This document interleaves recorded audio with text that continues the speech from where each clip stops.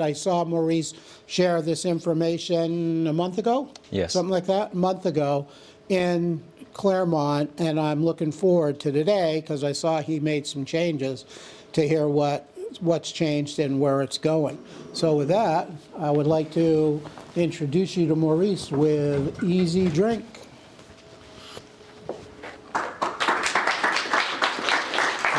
Forward, backward.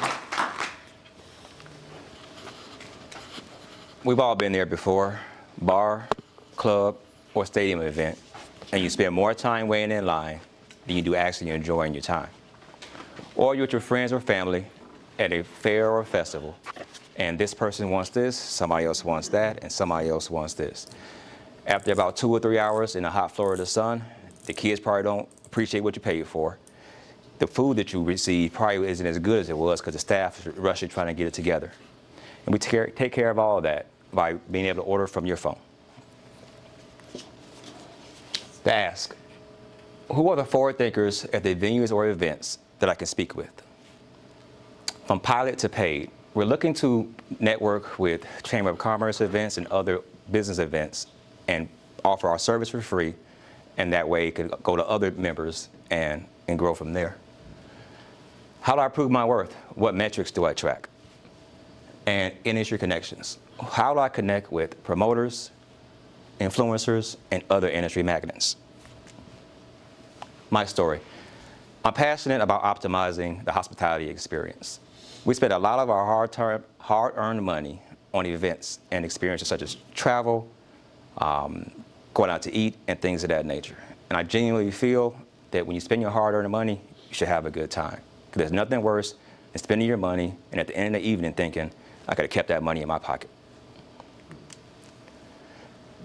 Whether it's a fresh-faced college kid looking to hit the bar scene for the first time, or a father looking to take his kids out to a fair on a weekend, we feel like we can help everybody. The problem, people wait 15 plus minutes for service at your traditional high volume environment. Venues lose tons of money from missed orders. Staff is overwhelmed and customers are frustrated. So now you have an overwhelmed staff and a frustrated customer meeting together. It doesn't usually end with a good experience. And how many times have you left an event because you weren't happy? The solution, being an order from your phone, or we're a multi-POS marketplace for the hospitality industry. So regardless of whether you're in Florida or Maine or California or New York, you can order from the palm of your hand. Our pilot strategy. Like I said before, entrepreneurial events for business owners that are connected we connect to venues with EzDrink.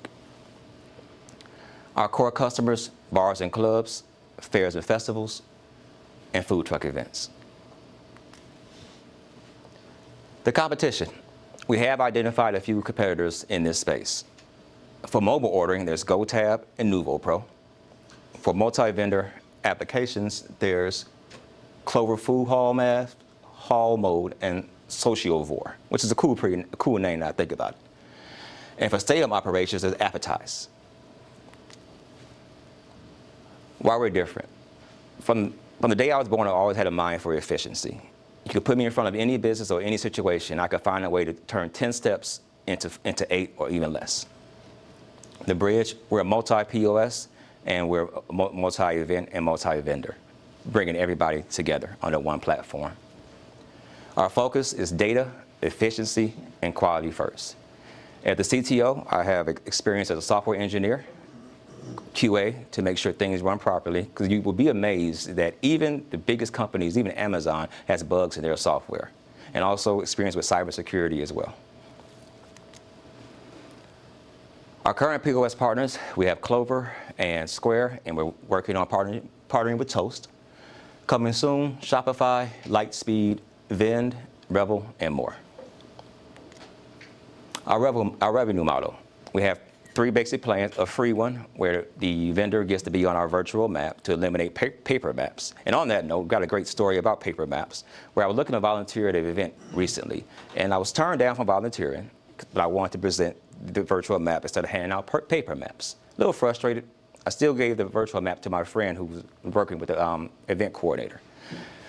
Very next day, I saw my friend again, and the first thing he said to me was, "We could have really used your maps yesterday because we ran out of paper."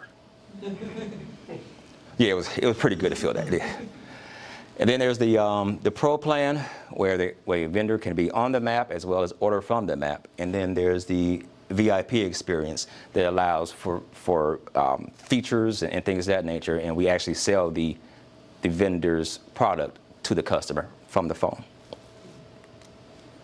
My challenge, we pre-revenue and we need funding. We need 2 to 3 pilot program partners and or vendors to do proof of concept, and we need revenue producing partnerships. My current approach, direct sales to vendors, offering the free service as far as a virtual map, grassroots interviews with customers and staff. I love telling the story about this because everybody I tell the story to, they see it and they see the problem and they see how it can be fixed. Local Chamber of Commerce events, and a launch party planned for the end of the year. And that's EzDrink. And also, we are transitioning to seamless. Because one thing I noticed when I kept saying EzDrink, people think it was only focused on alcohol or just focused on getting people to drink more. We're focusing on revolutionizing the hospitality industry and bringing it into the 21st century. Thank you.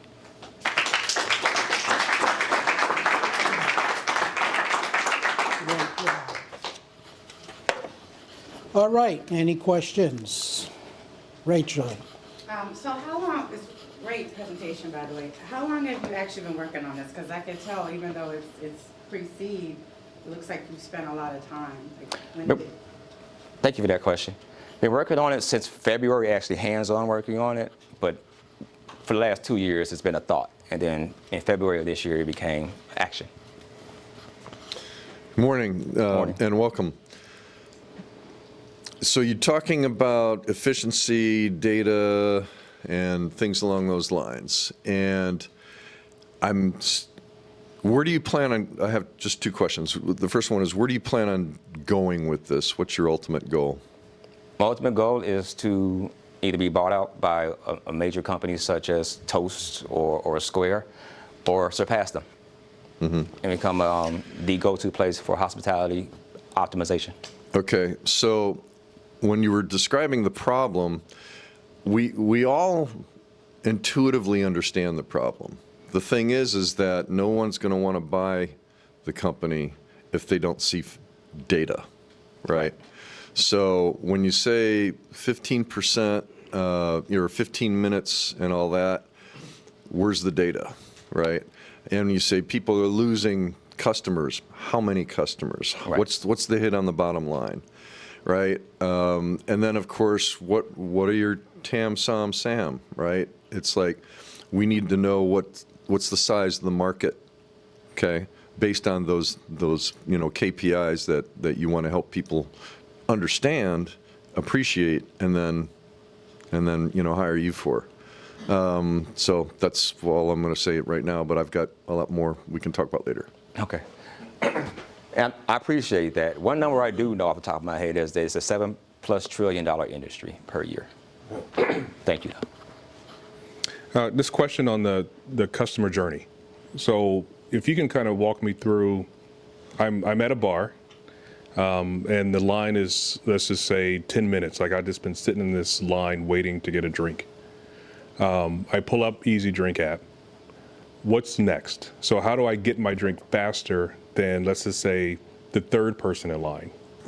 How you would get it's more like ordering an Uber, and where either you have a meetup space to go to your Uber, or the Uber comes to your door. And so once we place the order, because it's integrated with their POS system, they automatically get the order as if somebody was waiting in line giving it. And so you would be in the queue ahead of the person waiting in line. And over time, we feel that people hate waiting, and then they're going to say to themselves, well, why did they get their beverage 10 minutes ago? And then the servers are going to say, oh, they just ordered from this app. And organically, I think it grows from there. So priority is given to people in the app or people perhaps in the line? Priority would go to the person that orders first, whether you're in line or on the app. And on top of that, we do plan to offer incentives for customers to have their own subscription service to get expedited service in the VIP. And then another little inside track from spending over 20 years in the food and beverage industry. Bartenders take care of the servers that they're dealing with, their cocktail servers first, because they get a % of their tips. So that's a big thing. Hold on. Hey, thank you for the presentation. My question is, what is your, I think I missed it, go-to-market strategy? Our go-to-market strategy is this. We're going to rent space at food truck festivals. And our goal is within 12 months, if we can get 4 vendors per month, that will be 48 vendors at a specific event, and allow it to grow from there. And once it grows from there, now we have proof of concept, and now we can go into the major establishments and tackle that market.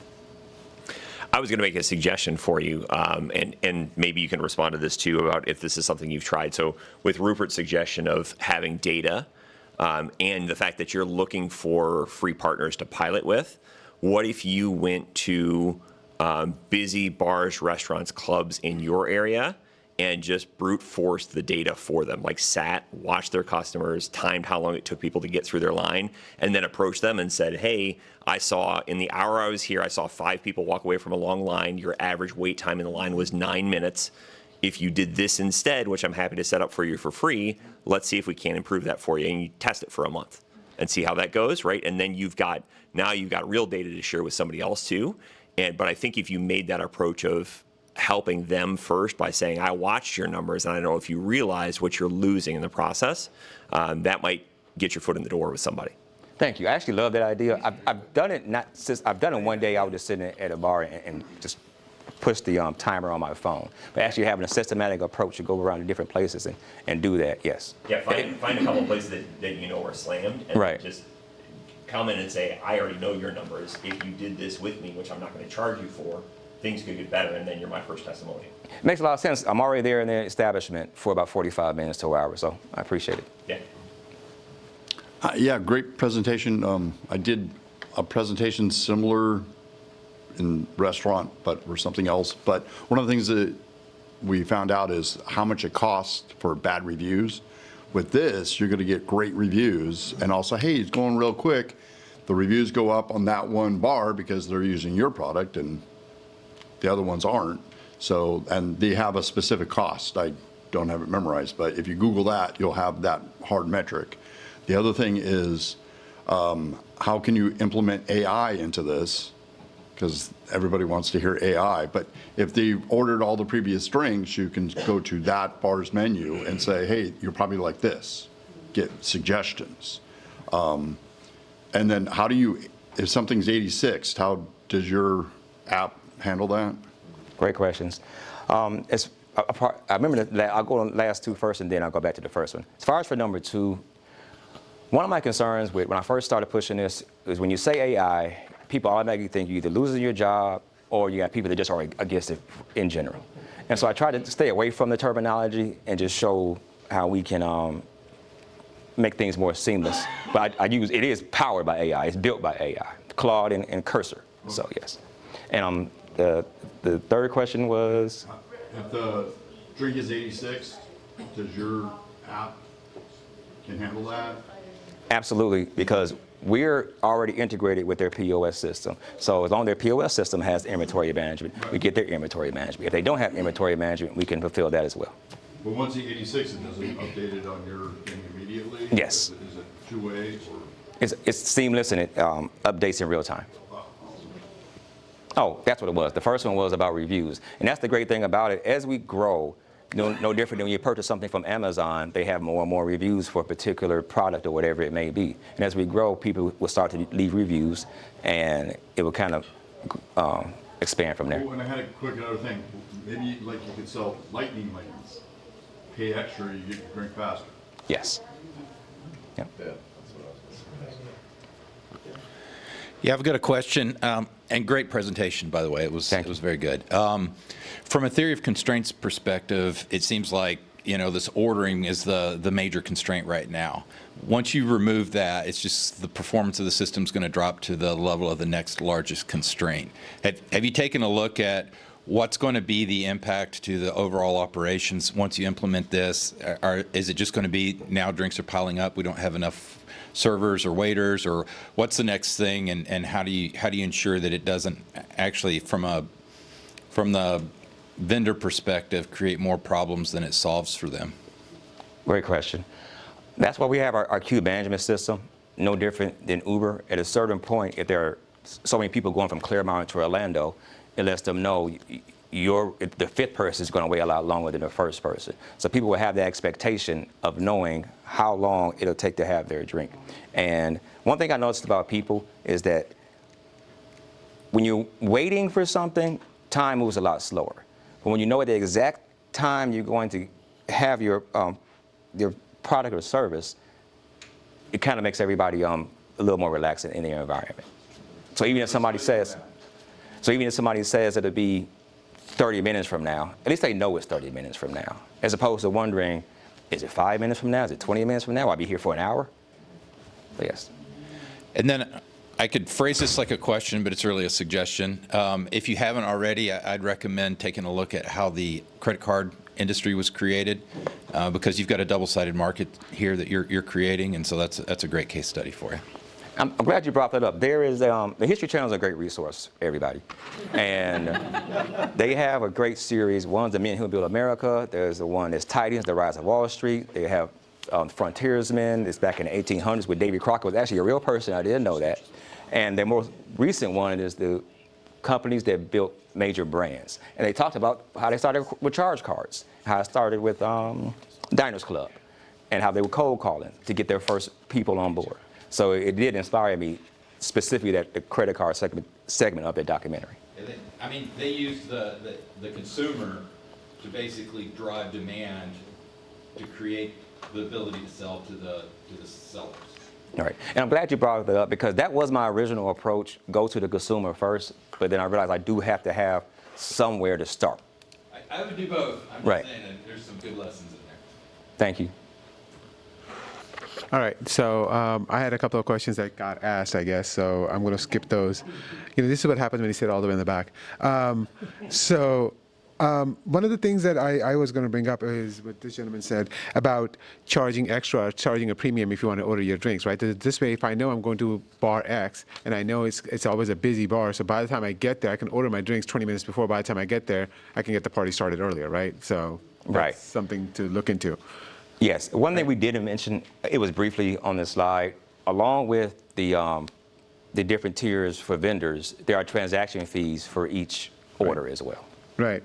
So that's added revenue. So I think you should mention that, highlight that when you're talking to bar owners and stuff, right? So this is added revenue as a premium or as a service fee, because this way the bartenders can make sure that they get the money. My question is, how would you identify that this is my drink versus somebody else's drink? Great question. Our goal is not to take away the human interaction.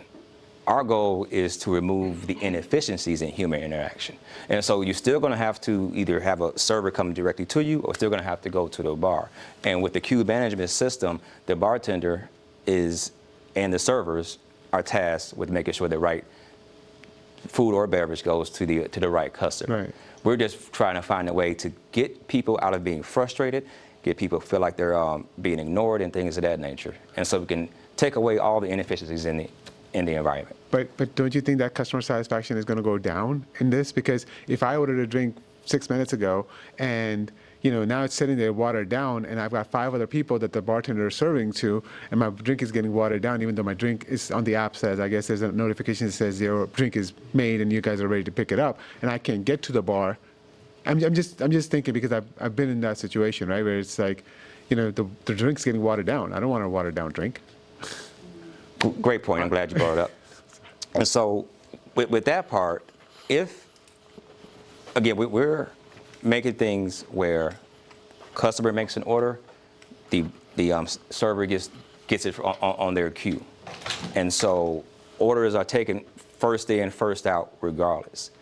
And so if servers are spending less time taking orders, now that person can move on to providing the better service to deliver orders. Right. And then that makes sense. But I was just thinking about it in the sense of Starbucks, right? So if I go to Starbucks, I'm ordering a drink before I get there. My drink is sitting there. If I'm 10 minutes late, even though after my drink's late, that's cold now, or warm, depending on what it is, right? Similar situation here, right? So in a bar, it's going to be much more crowded. And Right. I'm happy to connect with you after this if you want, but, you know. Yeah, that's why I was battling between should people be able to order before they get to the establishment, and it was something I thought about, but I figured it might cause more problems than it's worth. You can do GPS, right? So if they're only allowed to do it, based on some certain vicinity, like, 500 meters or something, whether it's on bar or whatever. Right, because at Fitness CF, I have an automation notification that as soon as I pull into the parking lot, it turns on my Apple Music. So, makes sense. Okay, back here. Okay, sorry. Hey, Maurice, great to see you again. Great to see you again, too. You've talked about the possibility of, as you grow, being acquired or growing. What is your scaling vision? So how do you take this from getting into a few local bars to getting it regionally and then potentially nationally? What mechanisms, what levers need to be pulled for that kind of growth to happen from where you're looking at right now? I would say, as we tackle the food truck market and we get the proof of concept and we get the revenue, then we can bring on people that have more experience in that realm, and we can invest in those sales efforts. But I figure we have to show people that we do things quicker, more efficiently, and with a higher quality, and we feel it can grow from there once we put the right people in place. Like, I feel as a CTO, I can do my job to make sure that things are quality, efficient, and up to date with the times. I probably would be best served to have a CEO or a sales manager as well to handle those part of the processes. I'm Perfect. sorry. No, go ahead, we're sorry. out, the last question already. We're done, we're out of time. So my question to you then is, how can we, as the Orlando 1 Million Cups community, help you at this point in time? If you, well, great question. If you could put me in front of people that have events that need to have something done quicker and faster and more efficient. If you know a promoter or someone with a food truck, anyone that has a business that they are serving to people, we're looking to, we would love an introduction. And we feel that as long as we get just a handful of people that are willing to work with us and eventually pay, word of mouth will spread organically. That's awesome. Congratulations. Great job. Thank you. Thank you. So I'll tell you, I saw Maurice a month ago, and from that presentation to today, it's much more polished. You really have been coachable, and you've obviously been listening to people. And seriously, it's night and day. You did a great job. Congratulations. So that's really good. And then I'll let you in on another little tip on the restaurant business. If you want fast service in a restaurant, teach the bartender that when you slide your glass to the front and it's empty, that means you want a refill. Okay? Tell them that, train them on that. And when you walk in, what does TIP stand for? To ensure prompt service. Put a $10 bill on the front of the bar with your first drink and say, keep them coming. Here's how you'll know here's how you know when I want a drink. Okay? Believe me, they will take care of you when you do that. Okay? It's a good little trick.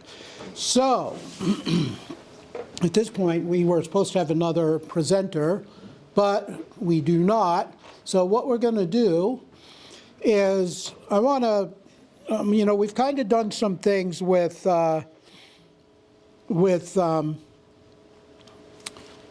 helping you guys sort through some issues and challenges and problems that you've had. So one of the things that I've been dealing with a lot lately is, when I've been talking with people, is kind of something that we heard a little bit today, but most business owners, and I think a lot of this comes from our microwave society, we want stuff now and we want it right away. And unfortunately, a lot of the younger generation that I've noticed doesn't understand that it takes time to get things done. Right, Sean? It does. It takes time to get things done. And there is a process. And, you know, as I've talked about in here, you have to get yourself into a daily discipline. But one of the biggest things where I've been running into a lot of challenges from people are having is what I like to call embrace the suck. Okay? People don't understand that you have to be bad before you get good. You get okay, Right. then you get good. Yeah, well, you get good and then you get better. I have a friend of mine, Nick Serba. Nick says, look, before you can make $1 million a year, or, you know, you've got to sit down or say, before you make X amount of dollars a year, you've got to make X amount of dollars a month. So let's just use, for ease of numbers, say $1,000. Before you make $1,000 a day, you got to make $1,000 a week. And before you can make $1,000 a week, you got to make $1,000 a month.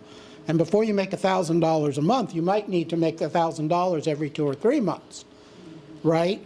It takes a process, and that's the whole thing. You have to look at that learning curve as a way to help you grow and get better in your business and get better in what you're doing. One of the best ways that I have found to do that, and I've been doing this now since 1990, maybe, somewhere right in that time frame, is get yourself a journal, a daily journal, something that you can kind of track activities, behavior, techniques. What did you use? What did you say? So I'm talking, like, say, to Rupert about doing something with his business and working with him. I've got a service or a product that I know is something that can help him. And we have a conversation, and the biggest problem that happens is when you're new, you get that commission breath, if that's what you want to call it, right? You just want to just dump everything on them without first finding out what that person's problem or challenge is. Is that fair to say? Has anybody experienced that, or is that just me? No. It's everybody, right? You're like, you get, oh my God, I got one, right? And all of a sudden it's like, yeah, well, blah, blah, blah, blah, blah, blah, blah. And you forget that that's not what you're there for. And something that I always coach people that I work with is, when you ever go in to go meet with somebody, you should always first see what you can find out about them on social media, LinkedIn. I mean, if they're doing anything, they've got a LinkedIn profile. They have to. They should have, let's put it that way. So find out what they've got on a LinkedIn profile. Learn a little bit about them so you can ask some intelligent questions about that person. And I always find it best to say, hey, so Rupert, what was it that got you involved in?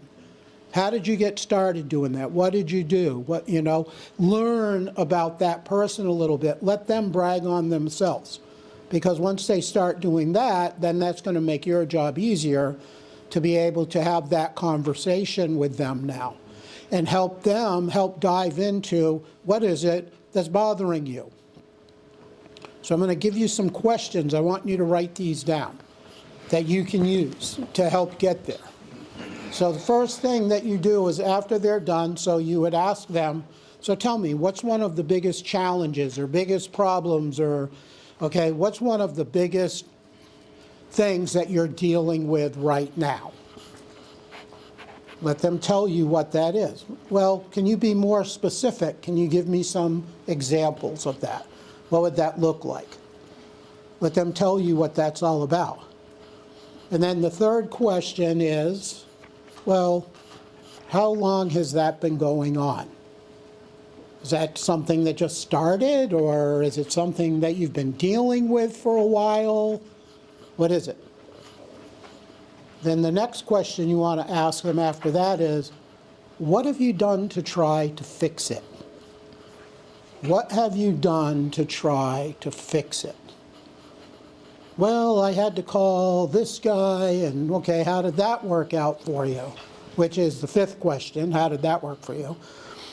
So, did that work out? Tell me about that. You're getting them to open up, and you're getting them to start giving you that information. And then question number 6 is, how much money did that cost you? Because now you're getting into some pain. And when they give you a number, it's always to go, what? I'm sorry, what? How much did you say? And it will knock your socks off sometimes when you get that. Or you hit them back with, well, it cost me this much money. So what was that, a week, a month, a year? What was that? Oh, that was in 3 days, right?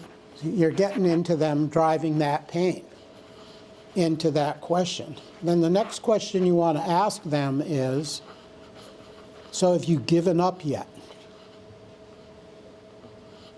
Are you done? Do you really want to fix it? Do you want to continue this? Have you given it up yet?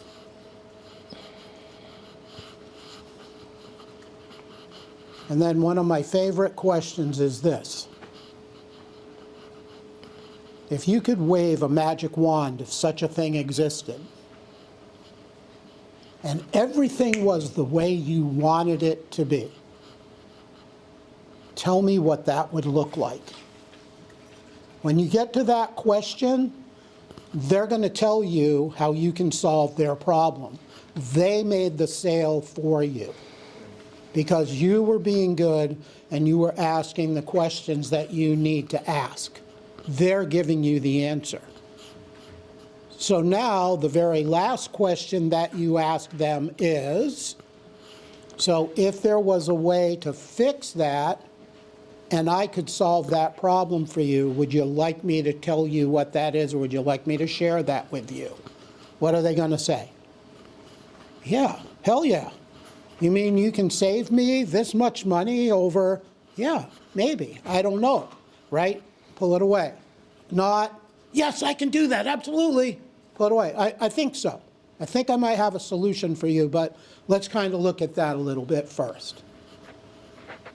And then help them go through that process. You also want to make sure if you're ready to go, another little thing that I use is what we call an upfront contract. So at that point where I asked Rupert, I said, okay, so if I could help you solve this problem, if I knew something that I could walk you through that might be able to help you, would you be willing to take a look at that? Well, yeah, absolutely.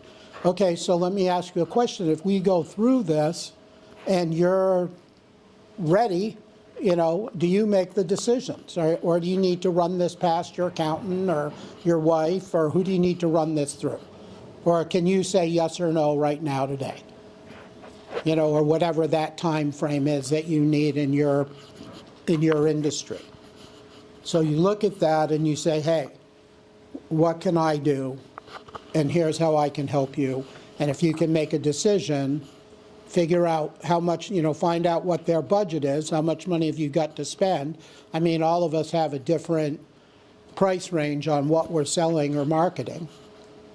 But you need to find out if they can afford that. If they can't, that's okay. Keep them on your list and keep dripping on them and sending them information that can help them. Articles, that's one of the best things. I've got some great accounts by when I was when I was in the mortgage industry, one of the real estate companies that I was trying to get into, they had a couple of hundred agents, and I had talked a bit to the broker, which I got an introduction to from one of his agents who had worked for KB Homes, and she said, Jim, when I left KB Homes, I knew you were the person I wanted to work with because of the way you helped so-and-so, a mutual client, which I took that as a great compliment. And so she introduced me to her broker, and like most real estate brokers, are there any real estate brokers in here, by the way? Agents or brokers? Brokers. So, okay, brokers, they get hit 1,000 times a day from people. But I got a recommendation from one of his top agents, so at least he let me in. And then you get the runaround, starts coming. How I got him was there was an article that he was quoted in quite extensively talking about the market, and I happened to see it. So I cut it out and I mailed it to him with a handwritten note. Hey, Ken, great article. I really love where you said, boom, boom, boom. Okay? I got a phone call from him 2 days later after I'd sent it out. Jim, I'd like to talk to you a little bit more about coming in and working a deal to help my agents out.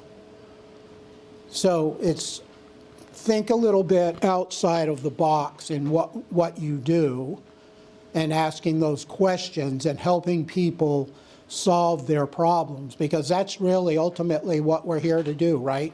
The guy who solves the most problems makes the most money. So how can you solve problems in a better way to your client? How can you help your client or your prospect solve their problem and come to the personal realization that, hey, I think I need this guy or gal in what we do, okay?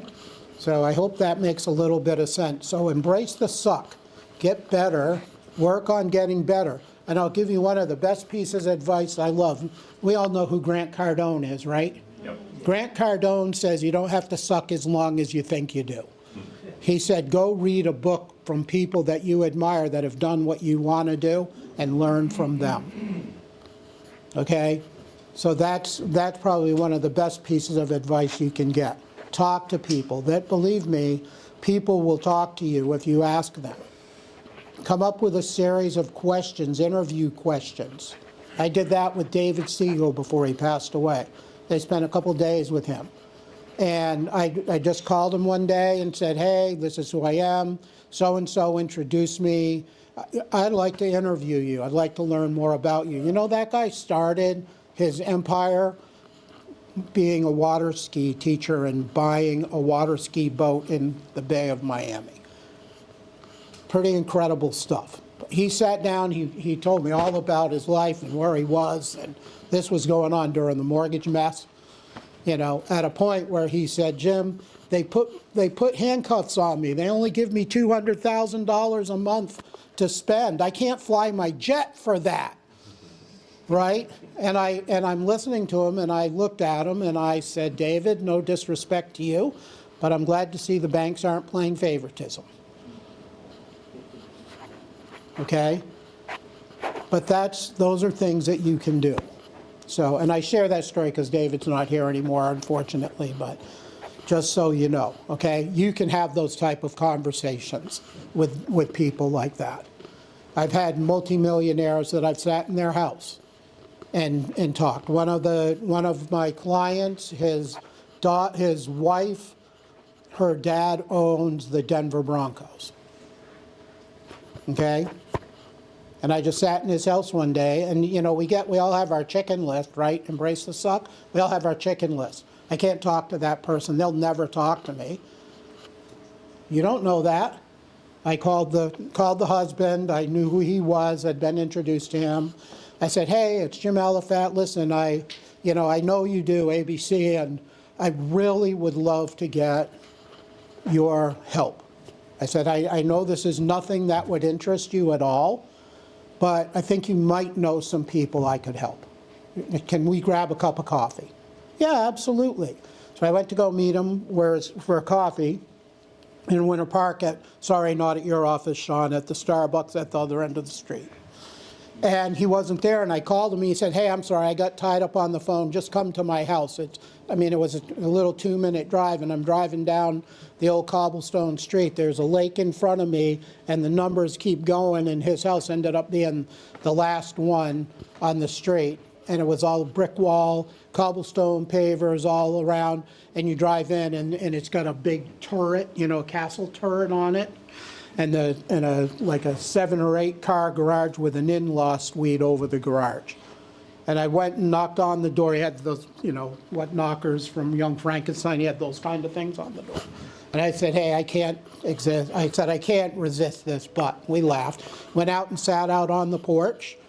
And he's kind of half talking, and he said, well, what do you got for me? And I said, well, we're launching a new app. We're doing the phone rings. He's talking on the phone. So what, yep. And he looks and then he hands me back the phone and he goes, I'm done.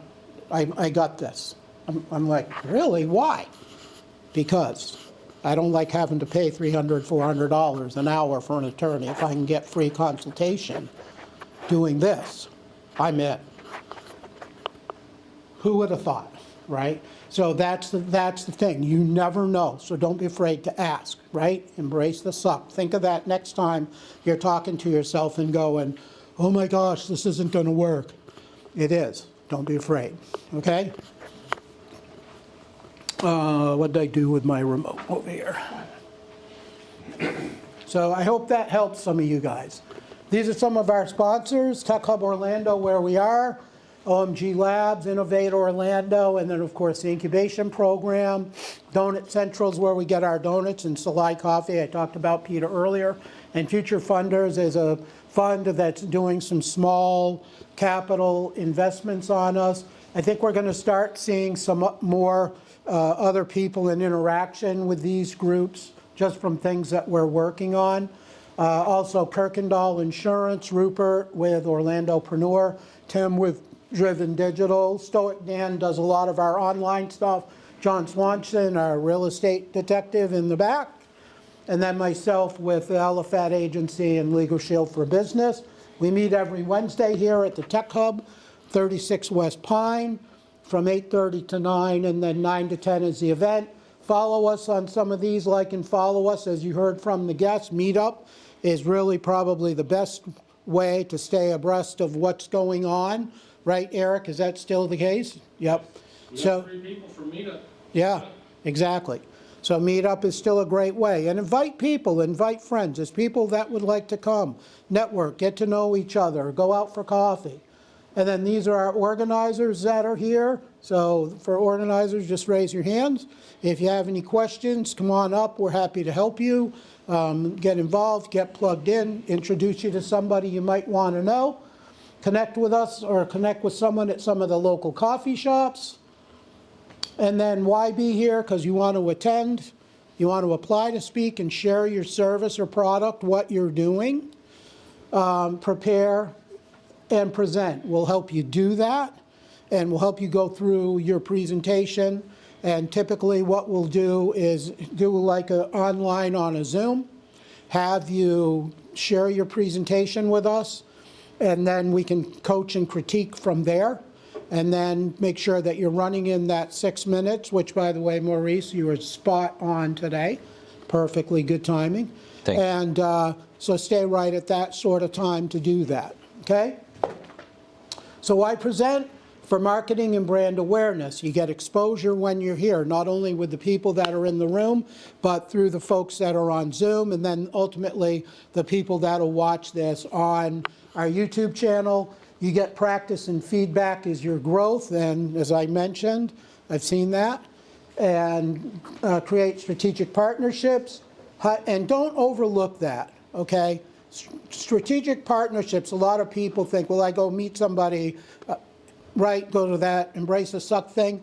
I've got to sell them something. No, you don't. They might be a good partner for you. Somebody that could help you work together. Who is somebody in your industry that complements you? Like with me, insurance is great. Real estate is great. Who are complementary resources that could help you? Hiring and retaining talent, and then networking experience. If you want to present, go to that website right there, 1millioncups.com/Orlando. You can sign up, put in your information, pick out a date, and then once we get an email notification, we'll get together with you and we'll partner you with one of our coaches. And then thank you for being here. If you didn't get to sign in, please scan the code and sign in. If you want a solid future, you need to create it. So take control of your life. If you want some really good books to read, I highly recommend The Cash Flow Quadrant by Robert Kiyosaki. And if you really want to understand how our tax system works, read Rich Dad, Poor Dad. pretty good books and very informational to help with things we deal with every day as business owners and entrepreneurs. So with that, I want to thank you all for coming. Enjoy the rest of your day and enjoy your week.